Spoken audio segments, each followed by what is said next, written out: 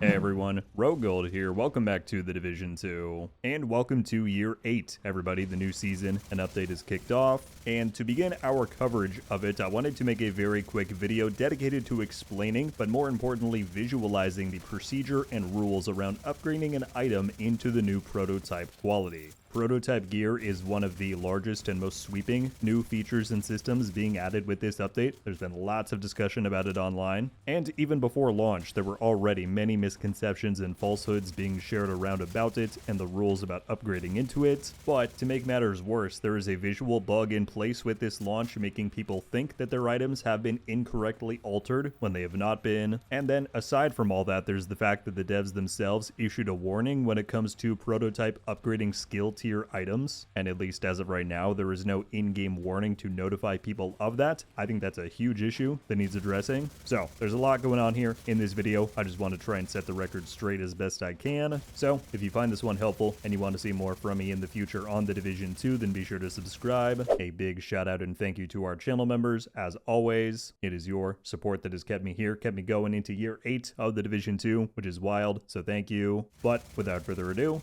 let's jump in. So, to begin, by now, I assume most of you are familiar with the requirements needed to upgrade an item into the prototype quality to begin with. Most notably, your item needs to be at expertise level 30. Beyond that, the only other thing worth noting is that exotic items currently cannot be upgraded. They are not a part of the prototype system. The devs have said that they may be included down the line, but for now it is just high-ends, gear sets, and named items. So, once you've got your expertise 30 item, you're going to want to come to the tinkering station, where you will find that a new Proto Lab tab has been added, and in here you will be shown all items that are eligible for an upgrade. However, before you upgrade an item, there is a cost to do so, and that is 1 Proto Core. These cores are gained from 2 possible sources. One of those is by deconstructing a prototype item. By playing the new escalation mode, you have a chance to see prototype items drop, and those chances are increased the higher tier that you play on. So if you get one, you decide you don't need it, and deconstruct it, you will then have a proto core. The other source is then prototype core caches, which for now exclusively come from completing either of the 2 raids in the game or the Paradise Lost incursion. Now that the update is live, we can confirm that this is a once weekly reward per character. There were a lot of questions about that. Each of these caches awards you with 2 cores, meaning that per character, per week, you can get 6 cores from the raids and incursion. So once you get a proto core, you can then proceed with upgrading one of your items, but before doing so, be 100% sure that you're happy with that item as it is. As it stands right now, prototype items cannot be recalibrated, and while the devs have confirmed that this is a feature that they're exploring for future updates, it is not something that we can do right now. So maybe you have a chess piece where you frequently swap what talent it has, or another piece where you flip a stat roll between crit and hazard, let's say. Those options will no longer be possible once the item is upgraded, so be sure to fully consider that before you go. But if you decide to, once you're ready, you can upgrade right from here. If the option to upgrade on your screen is red and not usable, you do have to unequip the item, and then you'll be good to go. Now, here is where things get a little bit confusing, as there is currently a visual bug in place. When you upgrade, you might receive a prototype item with different stats and or a different talent than you had heading in. If this is the case and happens to you, do not panic. All you have to do is log out, log back in, and it should restore everything to how it is intended to be. That part is obviously very annoying. The devs have confirmed that they're working on a fix, but at the very least it's just visual and it's not actually messing up your items. So once you do that and you're then looking at the correctly rolled piece, I've then seen many people say, well, this is trash. My stats are set back to the minimum. Why would I upgrade it if I'm only going to nerf myself? Now, while your stat bars may very well go down, you have to look at the actual stat values and know that the minimum roll prototype gear can get is the old maximum of our other gear. So when upgrading, you are guaranteed to get 1 stat maxed out within that new raised bracket, and even if that is all you get, it is still always going to be an upgrade over what you had before. It is worth noting that the chance does exist to get multiple stats maxed out, potentially even all of them, but that is a low chance. But then, of course, your prototype item will always come with a new augment, ability, and perk. So,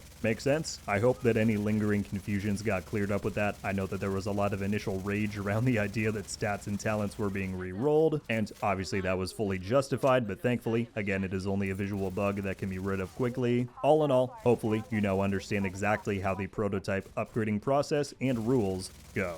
At this point though, and before we close out the video, I do need to give a clear and loud warning to anyone out there who may be considering prototype upgrading an item with a skill tier core attribute. At the moment, according to the devs themselves, doing so at this point in time is disadvantageous and you are better off holding out to do so. And I want to be very clear, while I am a fan of this new prototype rarity with the context of the improvements and additions that are confirmed to be in the pipeline, and in general I'm just a fan of the gear chase that this new rarity brings back to the game, this element to the system and its launch is undoubtedly a big miss from the team. It's a very hard sell to go out there and say, here is this awesome new gear rarity and system, go grind it out and chase it, but skill build users, you should avoid it for now. And on top of that, the biggest crime is that there is no in-game warning or notification, at least at the time of me making this video, to indicate this. And so while I can hopefully get the word out and alert all of you watching this video, there's no doubt that there's going to be players out there who do not receive this information, they upgrade their skill tier items, and they miss out in the long run, and that truly sucks. So what am I saying? Why are we holding out on upgrading skill tier items? Well, I'll play you a clip. This is the warning that came directly from the Division 2's game director on yesterday's season launch dev stream. I do have a warning for release for prototype gear.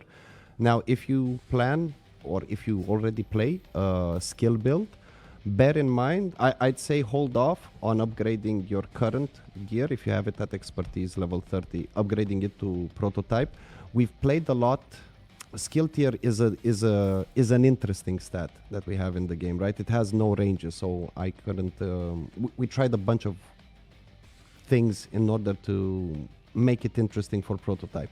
As we experimented, we didn't quite make it in for launch, but likewise, I expect very, very soon to have a solution for them. So if you have a skill build, maybe don't upgrade to prototype right now. Maybe just go for the rolls for that.